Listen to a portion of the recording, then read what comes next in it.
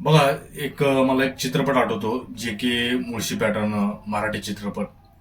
त्या चित्रपटामध्ये बघा, महारत्नाच्या जी काही जमिनी होत्या, ती जमिनी ज्या आहेत, ते जे काही गुंड म्हणा किंवा जे काही वरच्या जातीतील लोक आहेत, ते कसं या महारत्नाची जमिनी कशा लुटतात, त्या चित्रपटामध्ये दाखवलेलं आहे. त्याच प्रकारे जे काही आपल्या महाराष्ट्रामध्ये हा एकच प्रकार नाही, जे की जे काय पार्थ अजित पवार यांनी जो काही कांड केलेला आहे, तो एकच प्रकार नाही, तर अशा बऱ्याच गोष्टी महाराष्ट्रामध्ये घडलेल्या आहेत.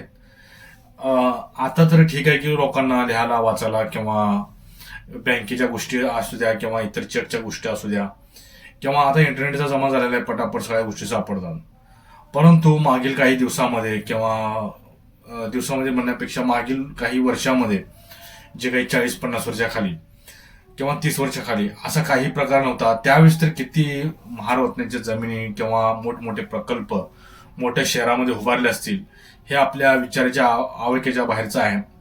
तर किती मोठ्या प्रमाणामध्ये ह्या जमिनी ह्या मोठ्या उच्चवर्णांनी किंवा अशा गुंड लोकांनी किंवा राजकारणी लोकांनी ह्या महारत्नी जमिनी गडप केल्या असतील, त्याविषयीच आपण आज आपल्या व्हिडिओमध्ये बोलणार आहोत मित्रांनो.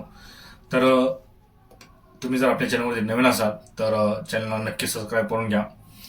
बघा, पुण्यातील कोरेगाव परिसरातील सुमारे 40 एकर महारवतन प्रकारातील सरकारी जमीन उपमुख्यमंत्री तथा म्हणजेच अजित पवार यांचे पुत्र पार्थ पवार यांच्या कंपनीने फक्त 300 कोटी रुपयांना खरेदी केल्याचा आणि या व्यवहारात 21 कोटी रुपयांचे मुद्रांक शुल्क माफ करून केवळ 500 रुपये मुद्रांक शुल्क भरल्याचा आरोप करण्यात आला आहे.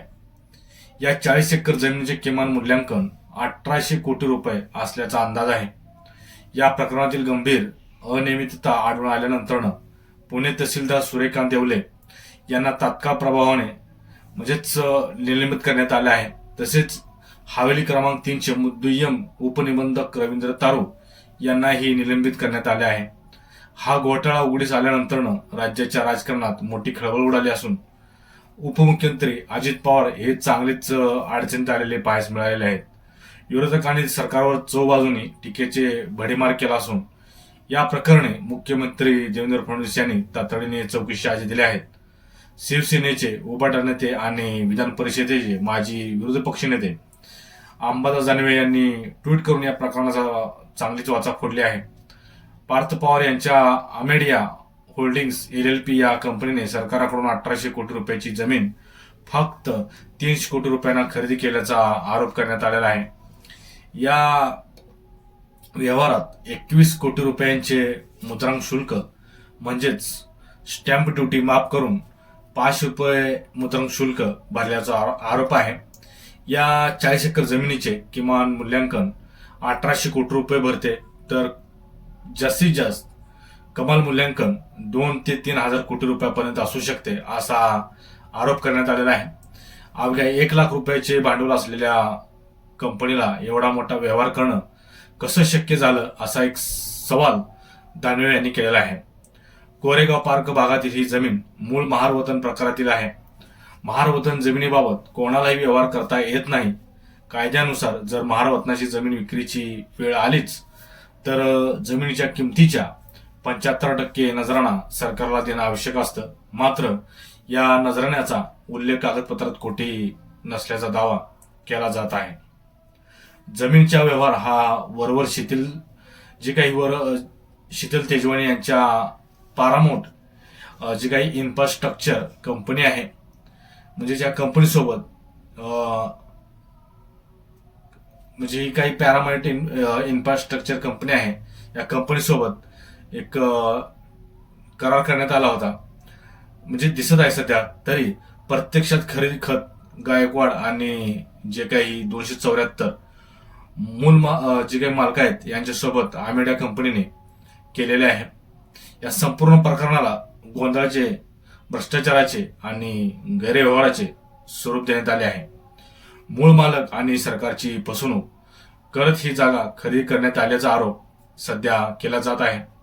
जमिनीचे मूल मालक आणि वतनदार असलेल्या संकेत गायकवाड यांनी माध्यमांसमोर 1860 सालची सनद आणि 1930 पूर्वीचे 7 वारे दाखले त्यांनी दाखल केलेले आहेत. आणि त्यांनी आरोप केला आहे की शीतल तेजवानी पॅरामाउंट इन्फ्रास्ट्रक्चर कंपनी यांनी 2006 आणि 2007 मध्ये त्यांच्याकडून पॉवर ऑफ अँटनी घेतली होती. तेजवानींनी ही जी काही शीतल तेजवानींनी ही जमीन सरकारकडून सोडून देऊ असे सांगितले होते. दरम्यान मूळ मालकापैकी अनेकांनी दावा केलाय की त्यांची परवानगी न घेता तेजवानी यांनी पॉवर ऑफ अँटनी परस्पर आंबेड्या कंपनीच्या नावावर केली. खरेदी खात्यात अशोक अंबाजी गायकवाड आणि इतर 274 मूल मालकांसोबत व्यवहार दाखवला आहे. एक मूल मालकाच्या म्हणण्यानुसार एक वृद्ध व्यक्ती अशोक गायकवाड यांची सही फक्त 500 रुपयाच्या स्टॅम्प पेपरवर वंशावळ अपडेट करण्याच्या बहाण्याने घेतली गेली आणि त्याद्वारे जमिनीची पॉवर ऑफ अँटर्नी आंबेड्या कंपनीच्या नावावर केली गेली असा त्यांचा आरोप आहे. एकूण 126 हिस्सेदार असताना त्यांना कल्पना देण्यात आली नाही असा आरोप मूळ मालकांनी केला आहे. पार्थ पवार हे आंबेड्या कंपनीचे संचालक आहेत.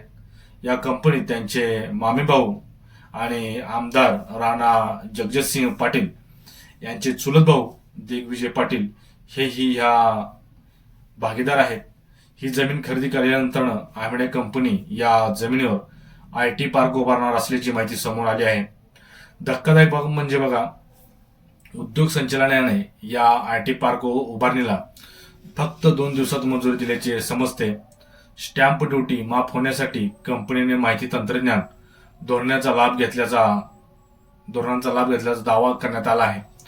पार्थ पवार यांनी त्यांच्यावरील हे जे काही आरोप केलेले आहेत ते पूर्णपणे फेटाळलेले आहेत.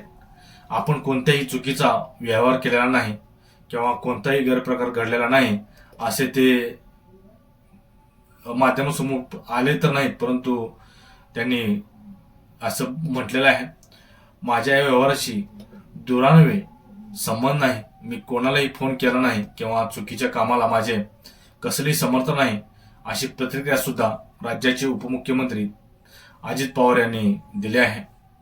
मुख्यमंत्र्यांनी जरूर चौकशी करावी असे ते अजित पवार म्हटलेले आहेत. मुलाशी संबंधित जमिनीचा व्यवहार असला तरी अजित पवार हे गैरव्यवहाराला पाठिंबा देणारे नाहीत असा विश्वास देखील मुख्यमंत्री फडणवीस यांनी व्यक्त केला आहे. काही अनियमित झाले असल्यास कारवाई करण्याची महायुती सरकारची स्पष्ट भूमिका आहे असे देखील फडणवीस म्हटलेलं आहे. जमीन गैरव्यवहार प्रकरणात पिंपरी चिंचवडमधील बावधान पोलीस ठाण्यात गुन्हा नोंद करण्यात आला आहे. यात आरोपीमध्ये शीतल तेजवानी, दिग्विजय अमरसिंह पाटील आणि रवींद्र तारू यांची नावे असून पार्थ पवार यांचे नाव आतापर्यंत तर नाही.